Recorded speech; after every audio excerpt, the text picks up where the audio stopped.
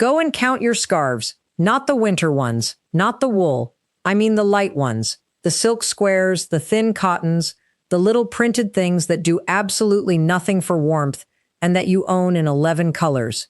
If there are more than 5 of those in your house, then you and I both know they are not there because you have a passion for scarves. They are a uniform. They go on last, in front of the mirror, and they come off in the car. And every single one of them was bought to solve the same problem. And here is what I want to say before anything else, because it is the most important thing in this video. That problem does not exist. Not in the sense that you are imagining it.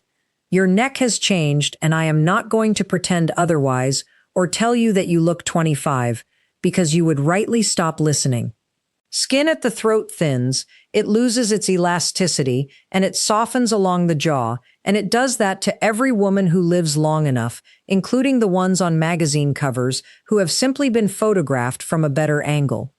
What does not exist is the idea that anybody is looking at it.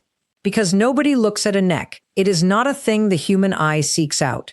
What the eye does is look at the shape of the opening in your clothing, and then it reads whatever is inside that opening as a single unit. The century. The neck is never seen on its own. It is only ever seen inside a frame that you chose that morning. And that is genuinely the whole thing. You cannot hide a neck. What you can do, completely and easily, is decide what shape surrounds it. And the scarf, which is what almost every woman reaches for, happens to be very close to the worst available answer. So I am going to give you 7 necklines that do the job properly. Some of them cover the neck and some of them do not, and both kinds work, because coverage was never the mechanism. Every one of them can be found in any shop, and every one of them is more comfortable than a silk square knotted at your throat in August. Number 4 is the one I most want you to reach, because it is the one that gives you real coverage, proper coverage right up to the jaw, without doing any of the damage that a polo neck or a scarf does. It is the answer for anybody who has listened to me so far and thought, that is all very well, but I want it covered. Stay with me for that. Let me start with why the scarf fails, because it explains all 7. Here is the mechanism, and I want to take it slowly because it is the piece that changes how you dress. A neckline is a line, and lines have directions, and there are only 2 that matter. Horizontal, running across your body, or vertical, running up and down it. A horizontal line at the base of the throat does 2 things, and both are unhelpful. It draws a hard boundary directly beneath your chin, and the eye stops dead at boundaries. So attention arrives at your face, travels down, hits the line, and stays there, right at the softest part of your throat and jaw, held in place by the very thing you put there to protect it. And a horizontal line shortens whatever sits above it. Your neck is measured, visually, from your jaw down to the line. Put the line high and you have a short neck. A short neck reads as a heavier, more compressed lower face, because there is less distance between the jaw and the shoulders for the eye to travel. A vertical line does precisely the opposite. It gives the eye a path to travel down and away, it puts no boundary anywhere near your jaw, and it makes the whole neck and chest area read as one long continuous stretch. Long reads as elegant, and it reads as slimmer, and it always has. Now look at what a scarf is. It is a horizontal band, tied tight, sitting at the highest possible point on the neck, usually in a color or a pattern that draws the eye deliberately. It shortens the neck to almost nothing, it puts a hard boundary under the jaw, and it adds bulk in the one place where bulk widens the lower face. I want to be fair because there is a version of a scarf that works, and I will come back to it. But the tight knot at the throat, which is how almost everybody wears them for this purpose, is the single most aging thing in most women's wardrobes, and it is worn by choice, every day, by women trying to look better. So, vertical's good, horizontal's unhelpful, and the depth of the opening decides how long the vertical is. 7 necklines. The first is the V-neck, cut deeper than you think you want. This is the most reliable neckline in existence for a woman over 60. And most of us are wearing a version that is far too shallow to do anything. A V-neck is 2 diagonal lines converging downward to a point, and it works on 3 separate levels at once. The 2 diagonals draw the eye inward, which narrows the chest and shoulders visually. The point at the bottom creates a long vertical, so the neck is measured from jaw to point rather than jaw to collarbone. And there is no horizontal anywhere near your jaw, so nothing stops the eye where you least want it stopped. The depth is everything, and this is where women lose the benefit. A shallow V that ends an inch below your collarbone gives you a short vertical, and a short vertical does very little. A V reaching down to the top of the bust gives you a long one, and the effect is dramatically stronger. I know that deeper feels exposing, and I want to address that directly, because the objection is nearly always about the chest rather than the neck. The answer is a camisole, or a fine shell underneath in a matching or a deeper tone. You keep the entire length of the V as a visual line, and you have covered the skin. The eye still reads the long vertical. It does not need bare skin to read a line. That single trick, a deep V with something plain underneath, is worn by a great many of the most elegant women over 60 you have ever seen, and almost nobody notices it is happening. The second is the open shirt collar, worn with 2 or 3 buttons undone and the collar standing. This one is doing something no other neckline can, which is that it frames the neck vertically on both sides at once. Take an ordinary shirt, undo the top 2 or 3 buttons, and lift the collar so it stands slightly rather than lying flat. What you have created is 2 upright panels of fabric running vertically on either side of your throat with a V-shaped opening between them. 3 things follow. The standing collar sits against the sides of the neck, and by covering the sides, it makes the visible front narrower, which reads as a longer, slimmer neck. The opening gives you the long vertical, and the collar creates a small, crisp structure directly beneath your jaw, which frames the jawline the way a good haircut does. That last effect is the one people underrate. A collar with some structure in it, some stiffness, so it holds its shape rather than collapsing, gives the eye a clean, firm line just under the softest part of your face, and the eye reads the crisp line rather than the soft one behind it.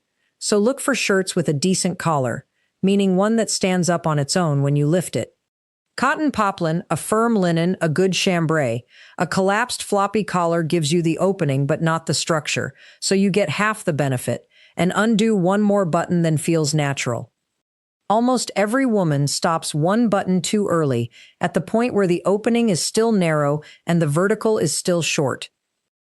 The third is the tie neck, which covers and lengthens at the same time. I mentioned this one in another video, and I am giving it more room here, because for this particular concern it is close to a perfect answer and hardly anybody thinks of it. A tie neck blouse has 2 long fabric ties at the collar. And crucially, when you tie it loosely, a soft bow, or a simple single knot, not pulled tight, you get coverage right up to the base of the throat, and then the 2 ends hang down the front in a vertical line. So the coverage is horizontal, but the thing the eye follows is vertical. The 2 hanging ends are the strongest line in the picture, and they run straight down, and the eye goes with them. Compare that to a scarf, which is coverage with no vertical anywhere, and the difference in effect is enormous, even though the amount of skin covered is nearly identical. A tie neck is essentially the scarf's job done properly, in a garment rather than an accessory, and it looks deliberate rather than defensive. 2 conditions. You tie it loose, because pulled tight it becomes a band and you have reinvented the problem. And choose a soft fabric so the knot stays modest. A stiff fabric produces a knot the size of a fist, which is bulk right under the jaw. Look for tie neck, tie front, or pussy bow on labels. They come and go in fashion, but they are almost always available somewhere. Which brings me to the 4th, and this is the one I promised. The 4th is the cowl neck, and it is the answer for anybody who wants proper coverage. A cowl is a neckline cut with extra fabric that falls into soft draped folds around the throat. It is not fitted, it is not tied, and it is not tight. It hangs. And here is why it succeeds, where the polo neck and the scarf both fail. All 3 cover the neck, but a polo neck covers it with a tight, close horizontal band that grips the throat and draws a hard line at the top, and it presses against the softness underneath, which reports its shape. A scarf does the same with more bulk. A cowl covers the neck with soft vertical folds that hang away from the skin and touch nothing. Folds are verticals. That is the whole trick. A draped cowl is a series of soft vertical lines stacked around your throat, and every one of them runs in the flattering direction. So the eye reads verticals, gets a long line, and never finds a boundary anywhere. And because the fabric hangs away from the neck rather than sitting against it, nothing is being outlined. Which is very often the actual fear once you get underneath it. Not that the neck will be seen, but that a garment will press against it and describe it. 2 things to look for. Fabric with real weight, so the folds fall properly and hang in genuine columns, a fine jersey, a soft knit, a heavy viscose, something too light will float and cling and lose the drape. And a modest cowl rather than an enormous one, because too much fabric stops reading as elegant drape and starts reading as bulk under the chin. A well-chosen cowl neck in a rich matte color is, I think, the single most flattering neckline available to a woman over 60 who wants her neck covered. It gives you everything the scarf promised and nothing it actually delivered. The 5th is the shawl collar, or any draped wrap neckline. This is the cowl's structural cousin, and it works on the same principle with a different geometry. A shawl collar is a continuous band of fabric that runs from one side of the front, around the back of the neck, and down the other side, forming 2 long lapel-like panels that meet somewhere lower down the chest. A wrap neckline does something similar with the crossover of the garment itself.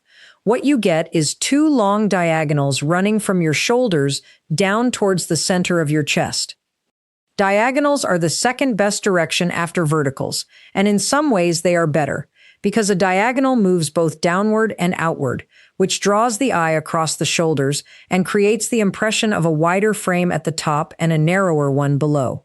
It also covers the sides of the neck while leaving the front open, which is the same narrowing effect as the standing shirt collar.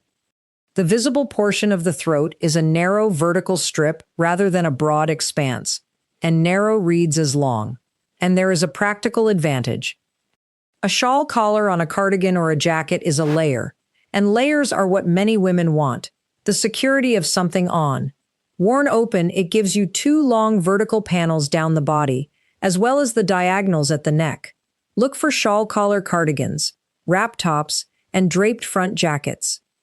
And wear them open rather than closed, because closing them removes the entire effect. The 6th is the Henley, or any neckline with a short vertical placket. This is the quiet, casual, everyday option, and it is included because not every day is a day for blouses and cardigans, and the principle still needs to work on a Tuesday morning. A Henley is a simple pullover top with a short buttoned opening at the center front. Just a few inches, just a few buttons, and that short placket is a vertical line. It is not a long one, and it does not do as much as a deep V, but it is a vertical where a plain crew neck would give you a horizontal, and that swap costs you nothing. Which brings me to the comparison worth making. A crew neck, the plain round neckline on most basic tops, is a horizontal circle sitting at the base of your throat. It is the default neckline on the majority of casual clothing sold, and it is the least helpful one available. It cuts the neck short, it draws a boundary under the jaw, and it does it in every color, in every wardrobe, on every ordinary day. So the useful habit is this. When you are buying anything casual, look at the neckline before you look at anything else, and choose the version with an opening in it. A Henley instead of a crew, a soft V instead of a round, a notch, a placket, a split. It is the same top, the same price, the same comfort, and a completely different effect. Undo the buttons on the Henley, by the way. A buttoned-up placket is a vertical seam, which is fine, but an open one is an actual opening, which is better. The 7th is not a neckline at all, and I am including it because you are going to keep some of those scarves. The 7th is the scarf worn long and loose, hanging vertically. I am not asking you to throw them out. I am asking you to stop tying them. Take a long scarf, drape it around the back of your neck, and let both ends hang straight down the front of your body. Do not knot it, Do not loop it, do not tuck it, just let it hang. What you have now is two long vertical lines running from your shoulders to somewhere near your waist. There is no horizontal band at your throat. There is no bulk under your jaw. Your neck is partially covered at the sides, which narrows the visible front. And the two hanging panels do the same job as an open cardigan, drawing the eye up and down rather than side to side. Same object, same fabric, same coverage, more or less. Completely reversed effect, because the direction changed. If you want a little more security than a straight drape gives you, do a single loose loop that sits low, well below the base of your throat, and let the ends hang from there. The rule is that the horizontal element must never sit high on the neck. Low is fine, high is the problem, and choose long scarves over squares for this. A square wants to be folded and knotted, which is how we all ended up here. A long rectangular scarf wants to hang, which is what you want it to do. Now the thing I promised, and it is the most overlooked detail in this whole area. Your necklace length is doing as much as your neckline. Almost every woman owns a collection of short necklaces, because short necklaces are what were fashionable when most of us were buying jewelry in earnest, and because they sit neatly at the base of the throat. And that is exactly the problem. A short necklace, a choker, or anything sitting at the base of the throat is another horizontal line placed at the highest point of the neck. It does precisely what the scarf does, in metal. It cuts the neck short, it draws a boundary, and it puts a bright attention-catching object at the softest part of your throat. The fix is length. A long pendant, hanging low on the chest, is a vertical line with a point of interest at the bottom of it. It gives you exactly what a deep V gives you, and you can wear it with almost anything, including over a plain crew neck, which is how you rescue the tops you already own. Here is a useful pairing rule. Match the shape of your necklace to the shape of your neckline. A long pendant with a V-neck reinforces the vertical. A long chain with a plain crew neck introduces a vertical where there was none, and a short necklace with a high neckline stacks two horizontals on top of each other, which is the one combination genuinely worth avoiding.